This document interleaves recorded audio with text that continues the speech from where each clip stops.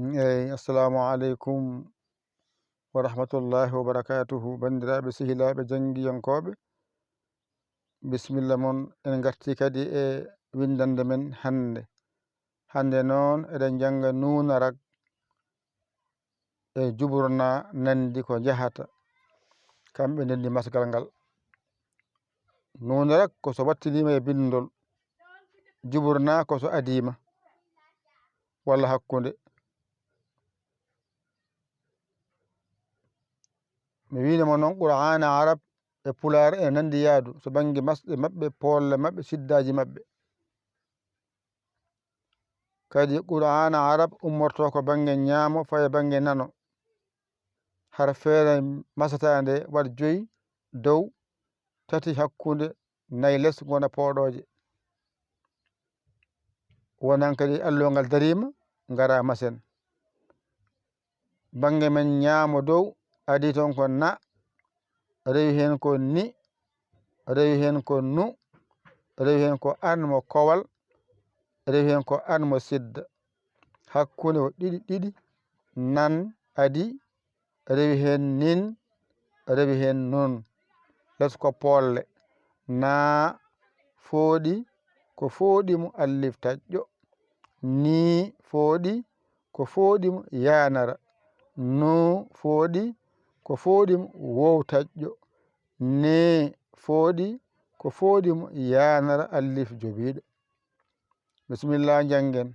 Na, ni, nu, an, kowal, an, sidda. Hakkunde nan, nin, nun. Les ko na, ni, nu, ne. Woni polle ma. Ɓamtu dow na, ni, nu, an, kowal, an, sidda. Hakkunde nan, ɗiɗi, nan, ɗiɗi, nin, ɗiɗi, nun, ɗiɗi. Waɗa nan, nin, nun. Ngara pooɗen na, ni, nu, ne. Ɓamtu na, ni, nu, an mo kowal, an mo sidda. Hakkunde nan, nin, nun.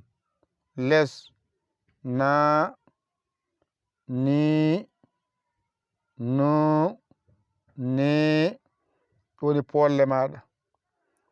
Ɓamtugol ɓaren na, ni, nu, an mo kowal, an mo sidda. Nan, nin, nun.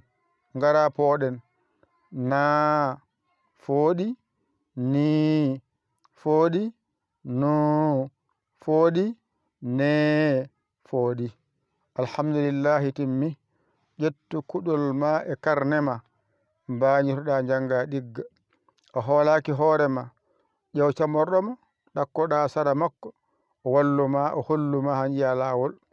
Aɗa yamana walluma, noddu en 00221 77 906 14 81 mbaɗa yaya mbaɗa li jiiya WhatsApp o ngara caggitoɗa. A saggayi noon ko ɗum jinmi.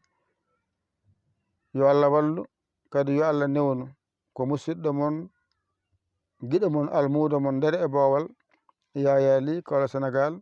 Alhamdulillahi rabbil alamina. On jarama, wassalam.